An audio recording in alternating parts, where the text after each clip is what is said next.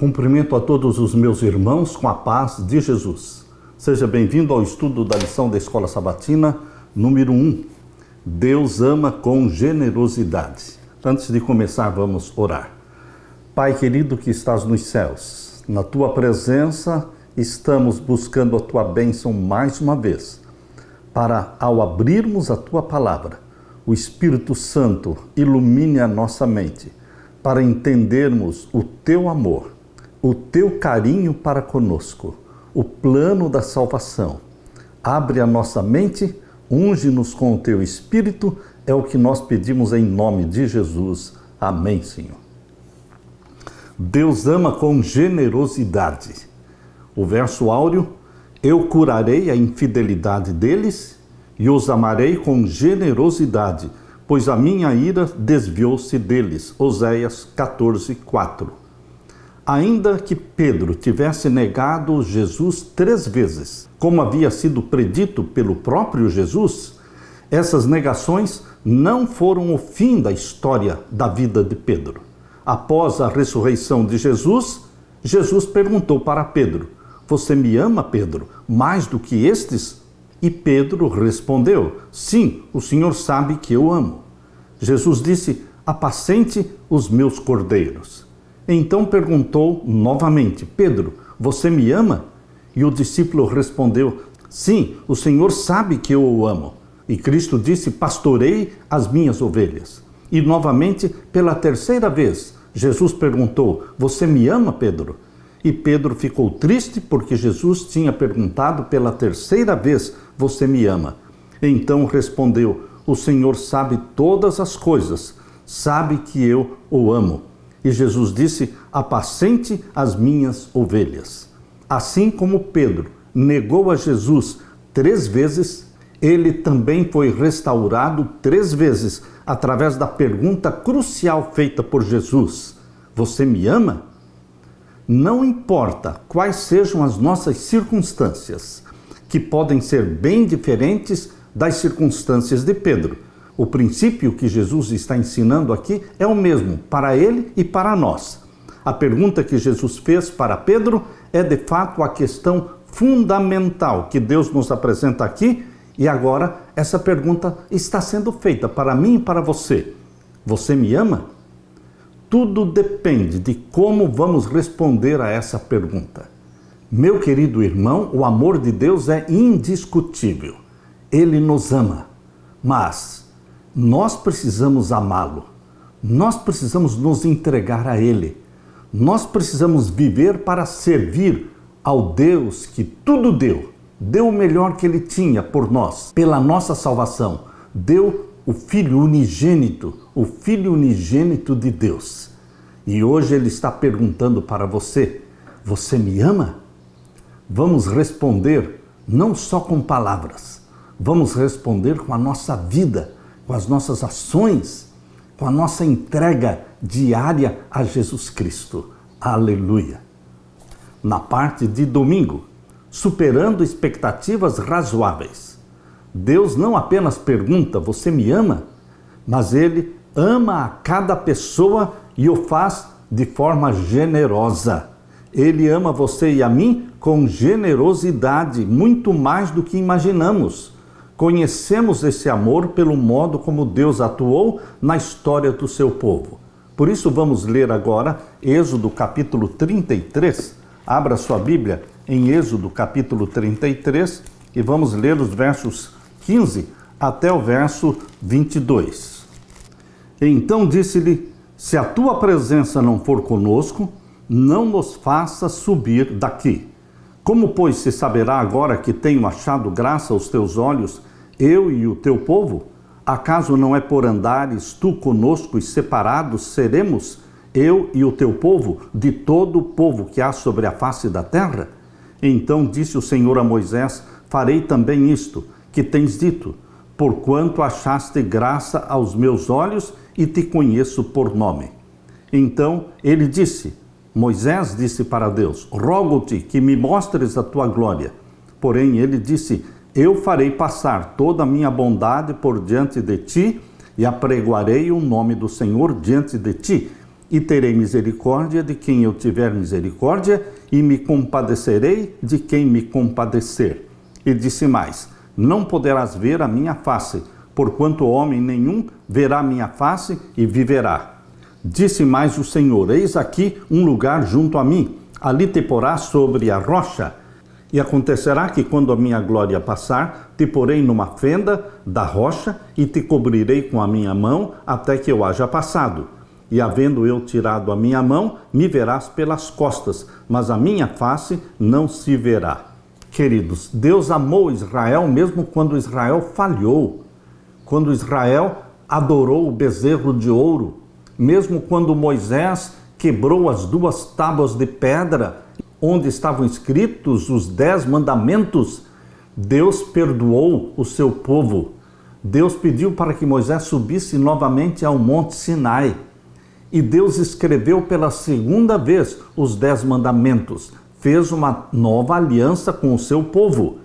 O que essas passagens que nós lemos aqui em Êxodo 33, 15 a 22, o que essas passagens, especialmente o verso 19, revela sobre a vontade e o amor de Deus? O verso 19 diz assim: porém, ele disse: eu farei passar toda a minha bondade por diante de ti, e apregoarei o nome do Senhor diante de ti, e terei misericórdia de quem eu tiver misericórdia, e compadecerei de quem eu me compadecer. Deus é misericordioso, Deus tem compaixão. Queridos, Deus tem liberdade para escolher nos amar, escolher ter compaixão de você e de mim. Por isso ele diz: eu terei misericórdia de quem eu tiver misericórdia, eu me compadecerei de quem eu me compadecer. Tudo parecia perdido pouco depois da surpreendente libertação do povo de Deus da escravidão do Egito.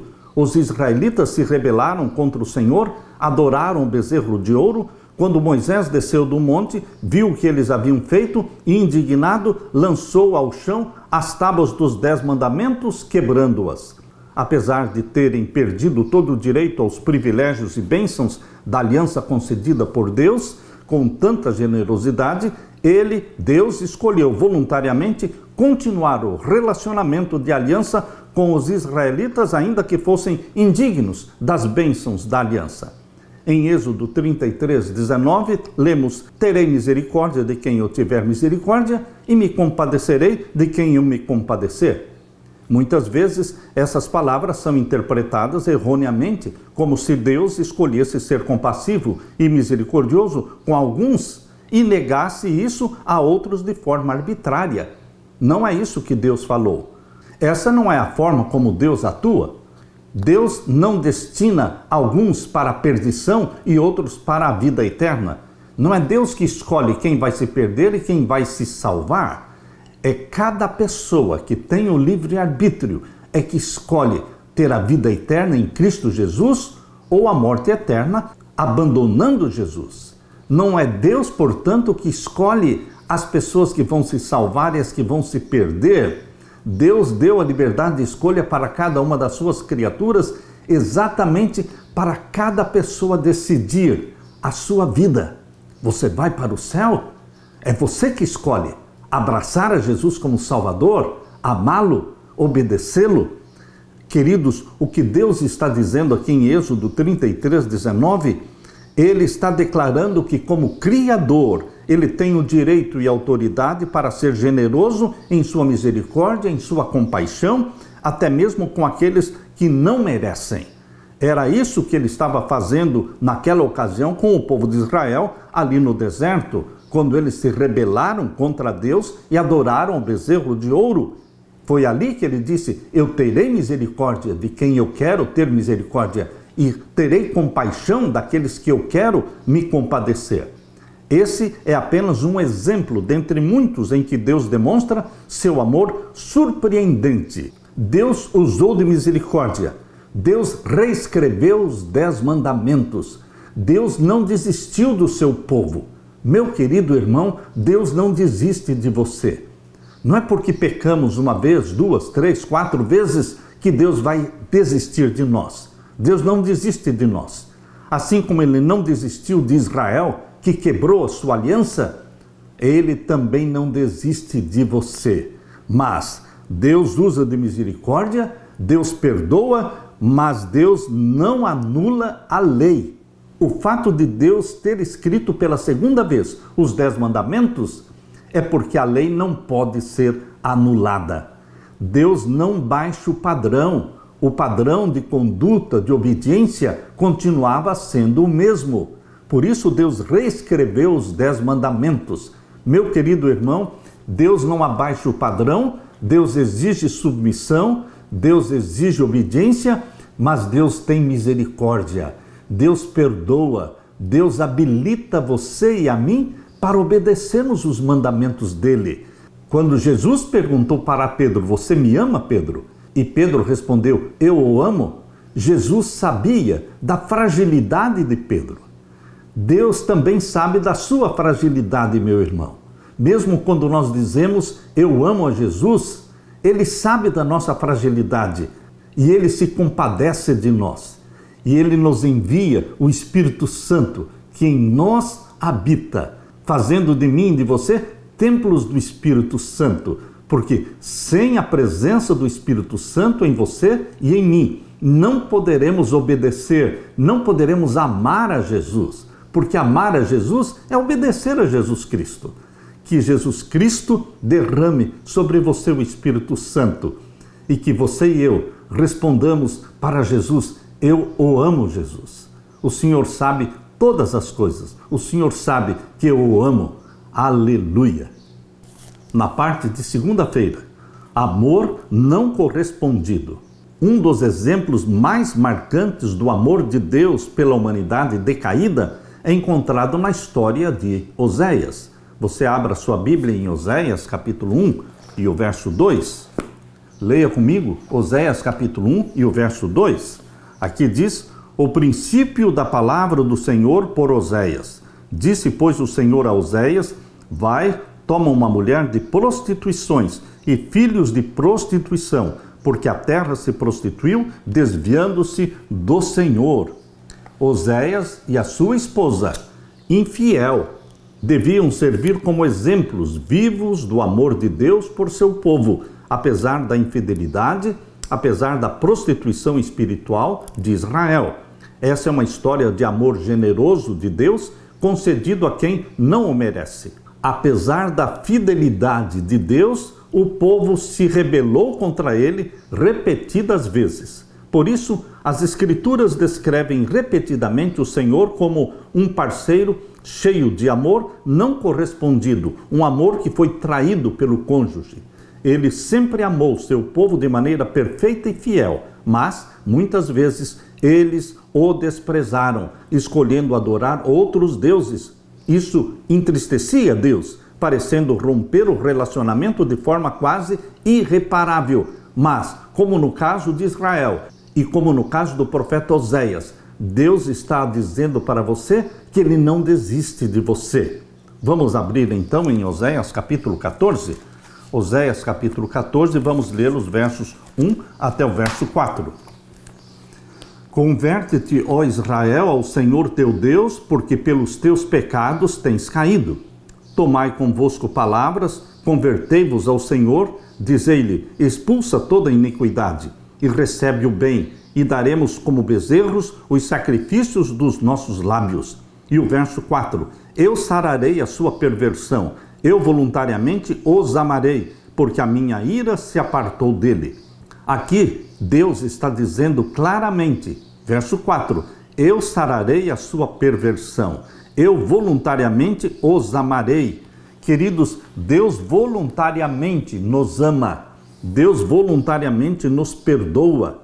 Após repetidos atos de rebeldia do povo, Deus declarou, eu curarei a infidelidade deles e os amarei com generosidade. Oséias 14, 4. A expressão amar com generosidade ou de boa vontade é uma tradução da palavra hebraica nedabá, que indica aquilo que é oferecido voluntariamente. Em Oséias e em outras narrativas bíblicas, Deus demonstra comprometimento e compaixão com o seu povo.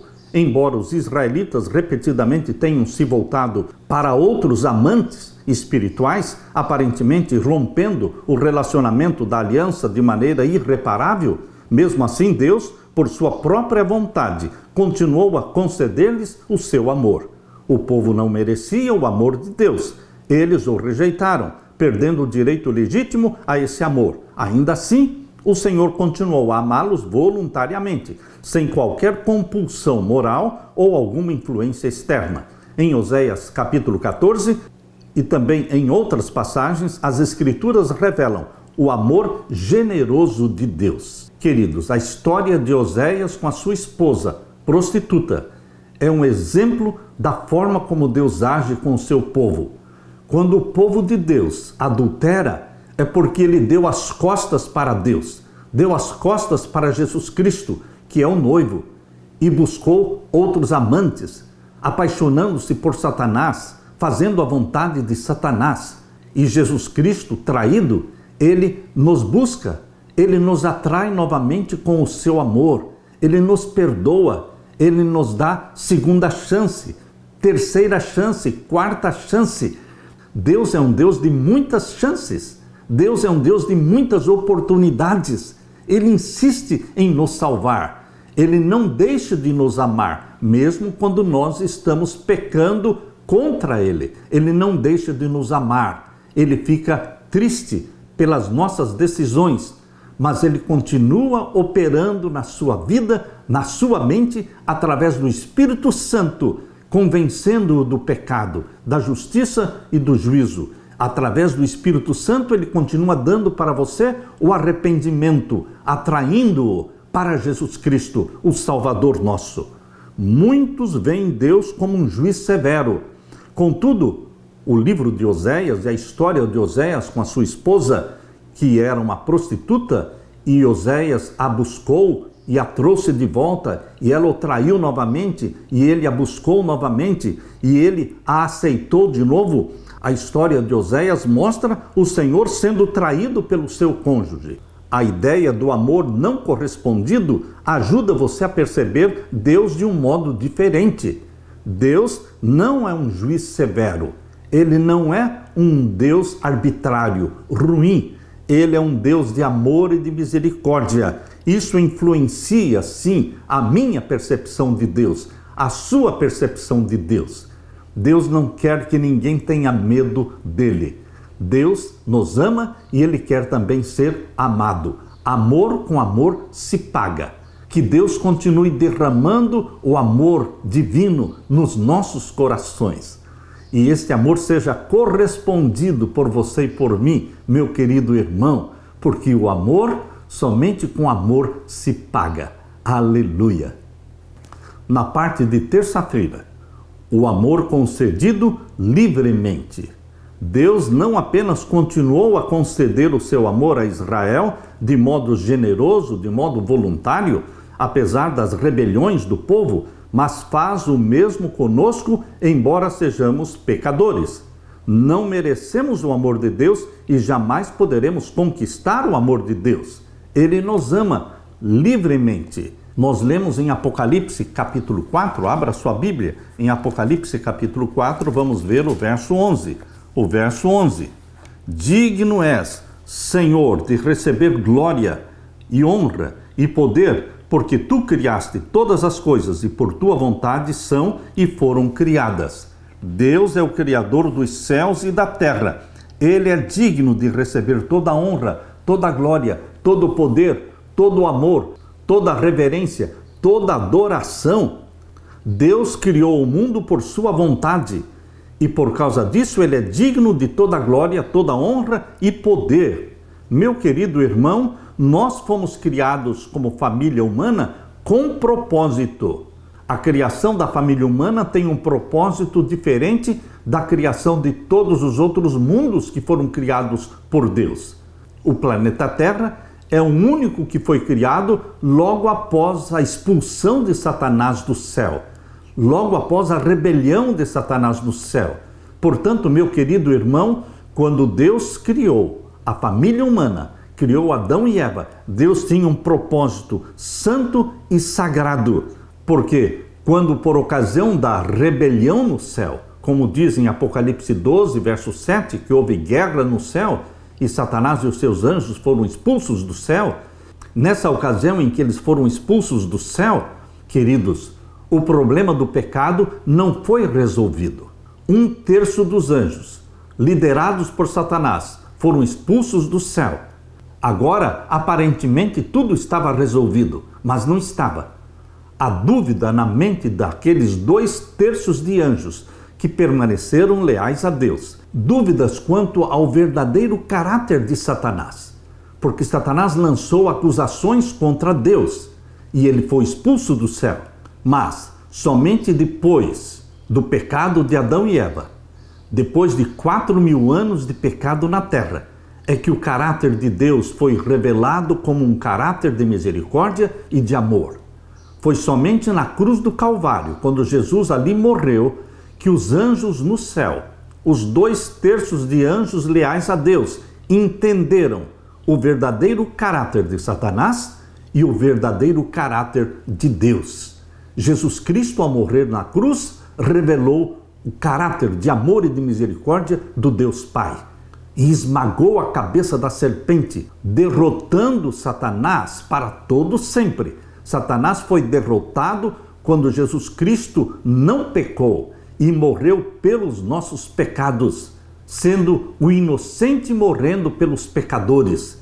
Isto mostrou diante do mundo e do universo o amor de Deus, a misericórdia de Deus, o amor concedido livremente, porque Jesus não foi obrigado a morrer por você. Ele tomou uma decisão voluntária de morrer por você.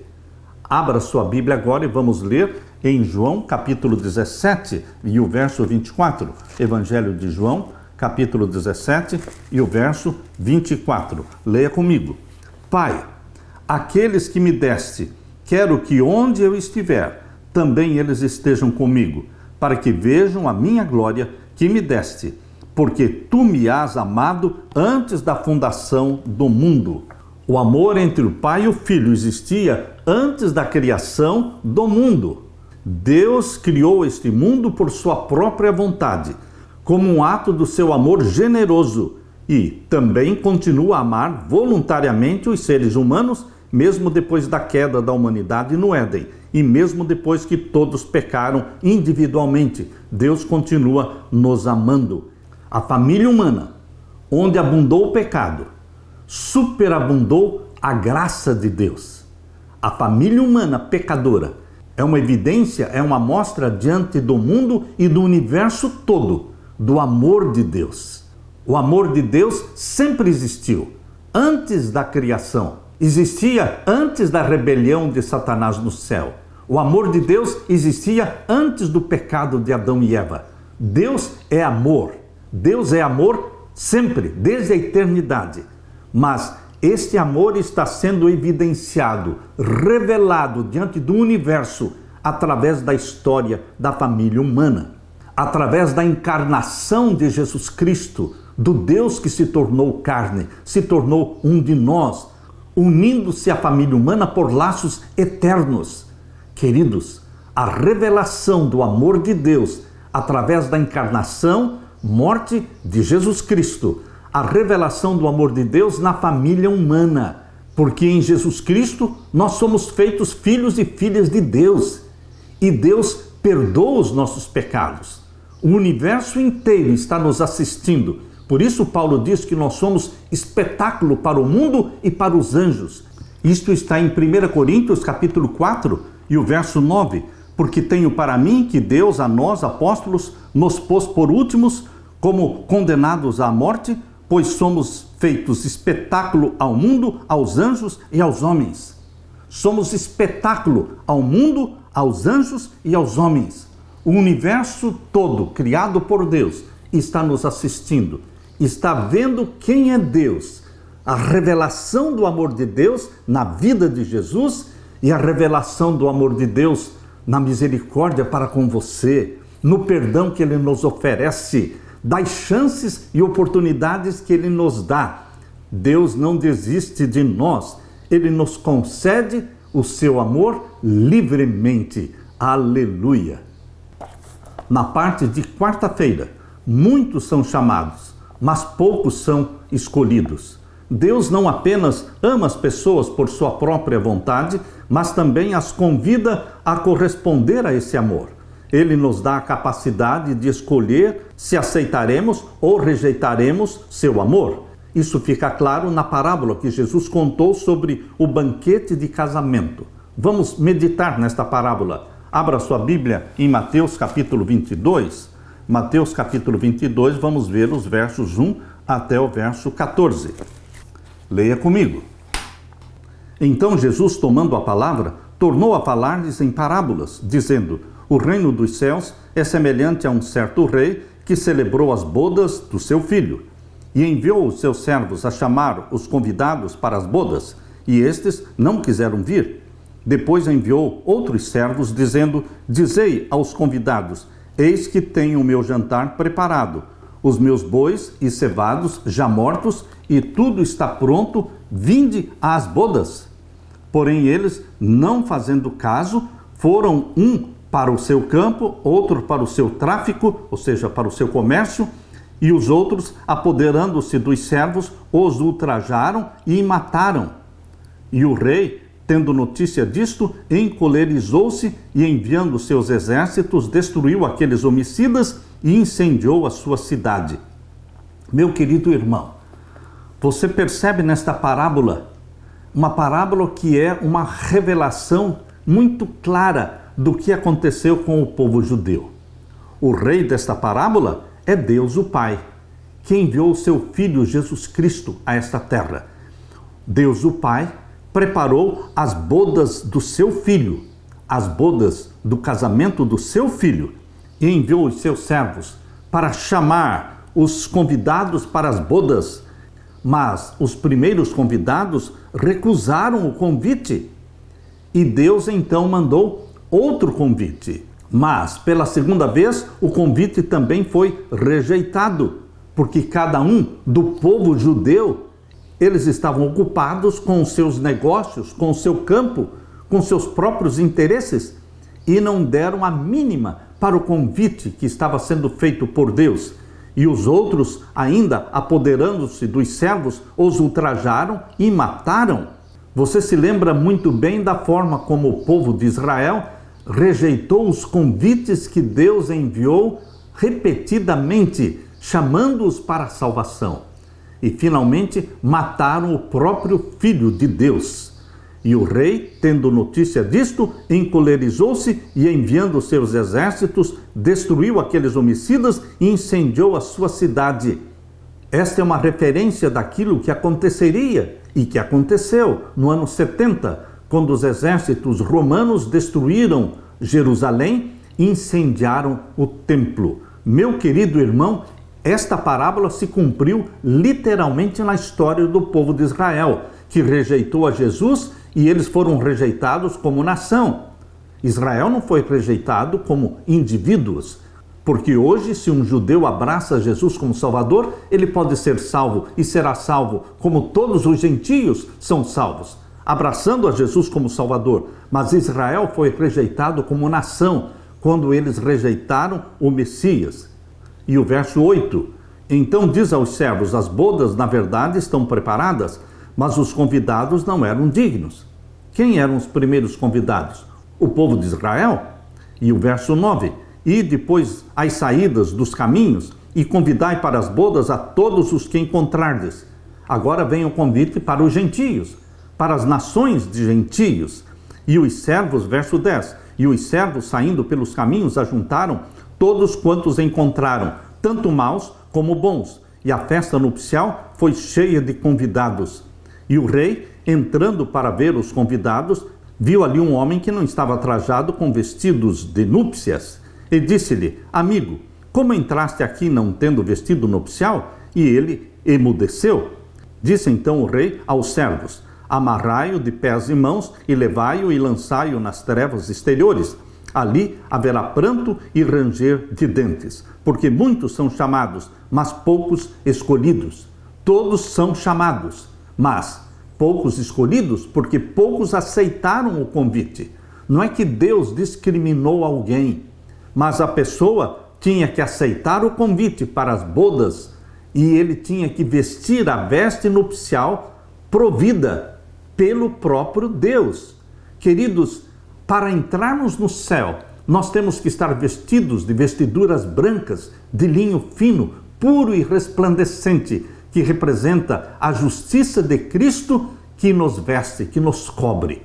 A nudez causada pelo pecado só pode ser coberta pela vestimenta da justiça de Jesus Cristo, comparada na Bíblia como vestimentas de linho fino, puro e resplandecente. Ninguém poderá entrar no céu sem a veste nupcial. Deus convida, Deus chama, Deus providencia a roupa que deveremos vestir, a roupa da justificação pela fé em Jesus Cristo. Mas Deus não desiste. Mesmo quando os primeiros convidados rejeitaram o convite, Deus não desistiu. Eles não estragaram a festa de Deus.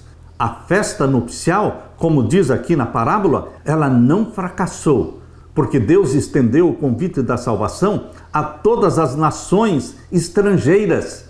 Hoje a salvação, o convite, o chamado de Deus está se estendendo a todas as nações. Mas todo aquele que quiser entrar na festa nupcial terá que se vestir com as vestimentas da justiça do nosso Senhor Jesus Cristo. Deus chama a todos, Deus perdoa a todos, mas Deus exige a vestimenta nupcial, a justiça de Jesus Cristo. Deus chama, Deus convida todos para a festa do casamento, judeus e gentios. No entanto, cada um de nós pode recusar o seu amor. A liberdade é essencial para o amor. Deus nunca irá impor o seu amor. Infelizmente, podemos rejeitar o relacionamento de amor com Deus. Para os que amam a Deus, Ele preparou coisas maravilhosas, mais do que imaginamos. Tudo se resume à questão do amor e da liberdade inerente ao amor de Deus. Você, meu querido irmão, você aceitou o convite de casamento e está usando as vestes nupciais? Você abraçou a Jesus Cristo quando? Há 2 anos, há 10 anos atrás? Ou você aceitou a Jesus Cristo hoje? Porque todos os dias eu preciso aceitar a Jesus como meu Salvador. Todos os dias eu tenho que pedir a Jesus que me vista com as vestes da justiça dele.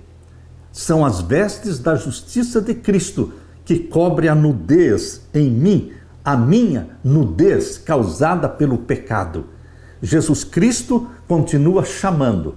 Jesus Cristo continua provendo e oferecendo sua veste nupcial. E você e eu, vestidos com a justiça de Cristo, teremos entrada nas bodas do Cordeiro. Aleluia! Na parte de quinta-feira, crucificado por nós. Deus convida todos para um relacionamento com Ele, mas apenas os que aceitam livremente o convite desfrutam os resultados eternos. Como vemos na parábola do banquete de casamento, muitos a quem o rei chamou não quiseram vir. Então, pouco antes da crucifixão, Cristo lamentou, declarando que queria reunir os seus filhos, mas eles não quiseram. Jesus chorou sobre Jerusalém, dizendo: Jerusalém, Jerusalém, que matas os profetas e apedreja os que te são enviados. Quantas vezes quis eu ajuntar-vos, assim como a galinha ajunta os seus pintainhos. Jesus Cristo chorou sobre Jerusalém, porque Jerusalém recusou o convite para a salvação. Cristo foi à cruz por eles, e Cristo foi à cruz por você e por mim. Que amor incrível é esse! Que Deus é esse? Embora a pena para o pecado seja a morte, Jesus pagou o preço e abriu o caminho para restaurar o relacionamento entre o céu e a terra. Vamos ler agora João capítulo 10 e o verso 17 e 18. Leia comigo. Por isso o Pai me ama, porque dou a minha vida para tornar a tomá-la. Este verso está dizendo que Jesus deu voluntariamente a sua vida. Ele não foi forçado a morrer por você. Ele morreu por você voluntariamente. Quando Jesus Cristo, por 3 vezes, lá no jardim do Getsêmani, orou ao Pai, se possível, passe de mim este cálice. A natureza humana de Jesus tremia em face da morte, em face do sofrimento. Mas ele sempre dizia: seja feita a tua vontade e não a minha. Ele colocou a vontade do Pai acima da sua própria vontade. Ele escolheu morrer por você. Por isso ele disse: por isto o Pai me ama, porque dou a minha vida. Ele entregou a sua vida para tornar a tomá-la. Jesus Cristo tinha vida em si mesmo. Jesus Cristo nunca deixou de ser Deus. Ele viveu como homem na terra. Ele ocultou a sua divindade na roupagem humana e viveu como homem. Literalmente ele era 100% homem e 100% Deus. Mas ele viveu como homem, como exemplo de um ser humano que deve viver na dependência do Pai. E o capítulo 10 e o verso 18 diz: ninguém me tira de mim, ninguém tira a minha vida. Por quê?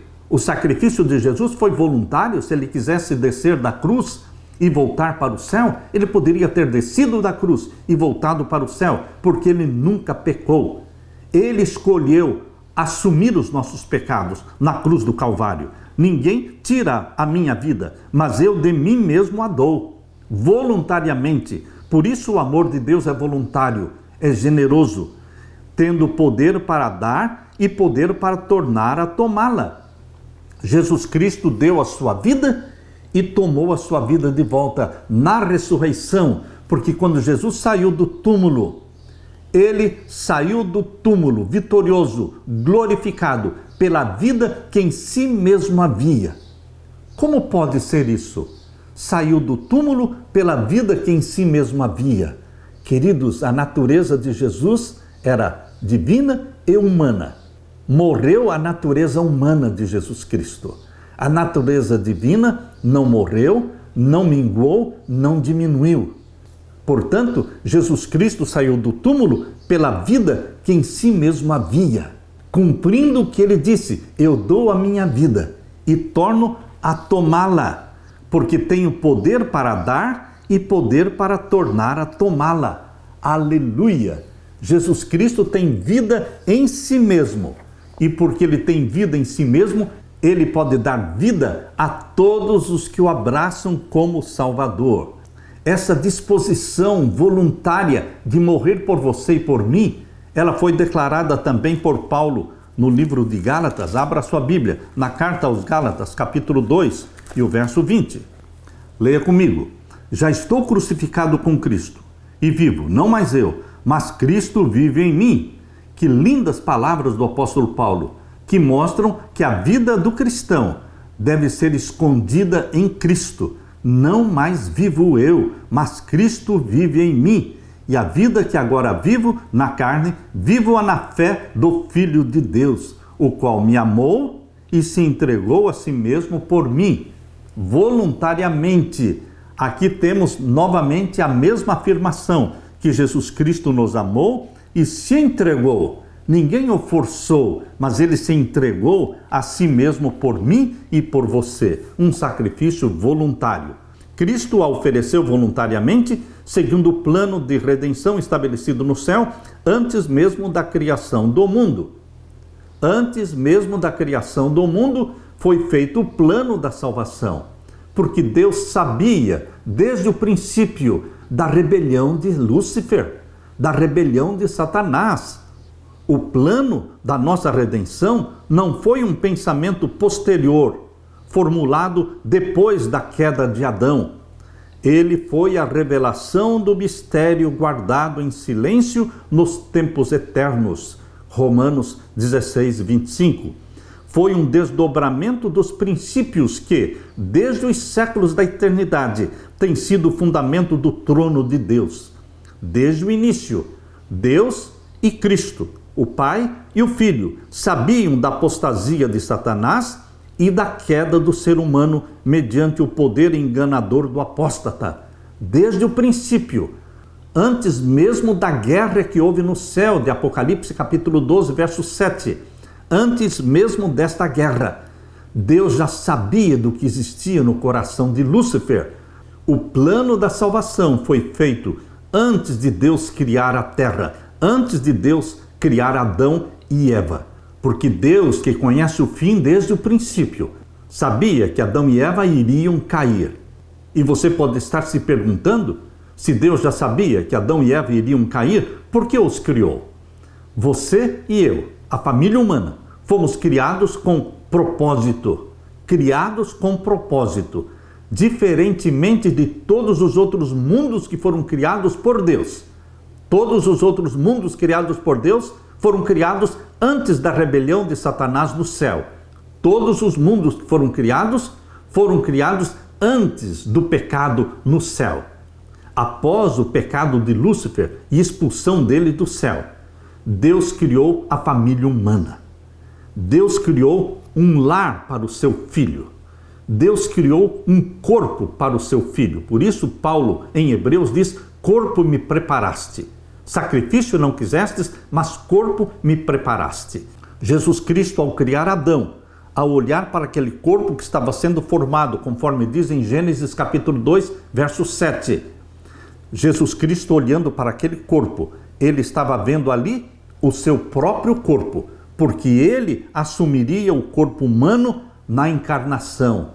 4.000 anos de pecado e Jesus Cristo, vindo à plenitude dos tempos, nasceu de mulher, nasceu sob a lei, para remir os que estavam condenados. Por isso, Deus falou através da sua serva, Ellen White, no livro Desejado de Todas as Nações, na página 11, aqui diz: desde o início, Deus e Cristo sabiam da apostasia de Satanás e da queda do ser humano mediante o poder enganador do apóstata. Deus não determinou a existência do pecado. Fica claro isso. Deus não determinou a existência do pecado, mas previu o surgimento do pecado e tomou providências para enfrentar a terrível situação.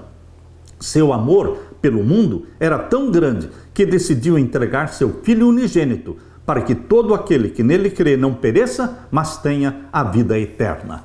Meu querido irmão, quando nós lemos o livro Filhos e Filhas de Deus, este livro foi escrito em forma de meditação matinal, Filhos e Filhas de Deus. Aqui na primeira página, em janeiro, 1º de janeiro, diz assim: criou, pois, Deus o homem à sua imagem, a imagem de Deus o criou, homem e mulher os criou. Gênesis 1:27. Todo o céu tomou profundo e jubiloso interesse na criação do mundo e do homem. Os seres humanos eram uma nova e distinta ordem. Percebam, os seres humanos, eles eram uma nova e distinta ordem na criação de Deus. Foram criados à imagem de Deus e o desígnio do Criador era que povoassem a terra. Deus criou o homem, um ser superior. Unicamente ele foi criado à imagem de Deus. Diferentemente de todos os outros planetas e mundos criados por Deus, nós fomos criados com propósito. Deus criou o homem um ser superior. Unicamente ele, ou seja, o ser humano, foi formado à imagem de Deus e é capaz de participar da natureza divina. Você e eu não somos somente salvos, perdoados, nós somos feitos participantes da natureza divina.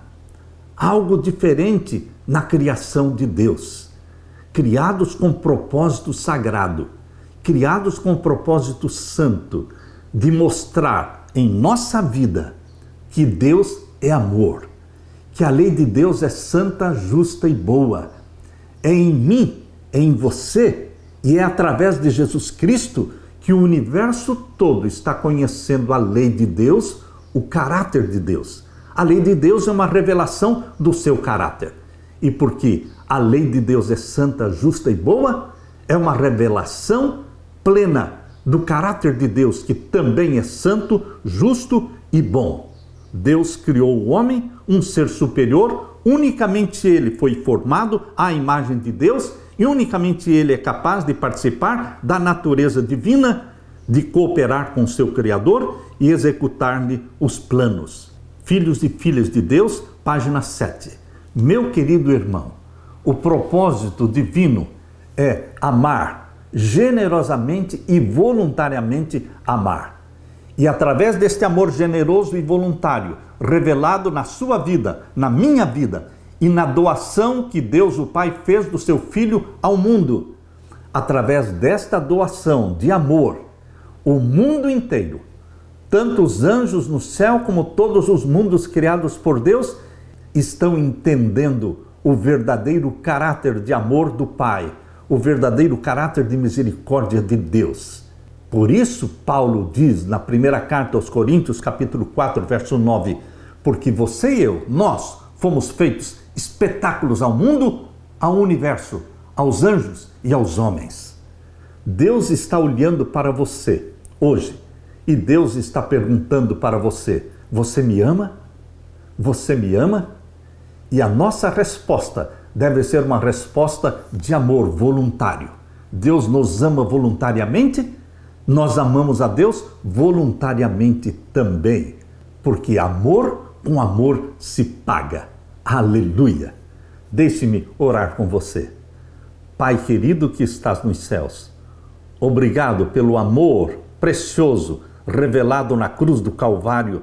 Bendito seja Deus, que nos escolheu, a nós, família humana, criados à imagem e semelhança de Deus, escolheu nos fazer uma evidência e uma mostra diante do universo do que é o amor de Deus. Bendito seja o Senhor pelo privilégio de sermos filhos e filhas de Deus, remidos pelo sangue de Jesus Cristo e habilitados pelo poder do Espírito Santo a vivermos como filhos de Deus.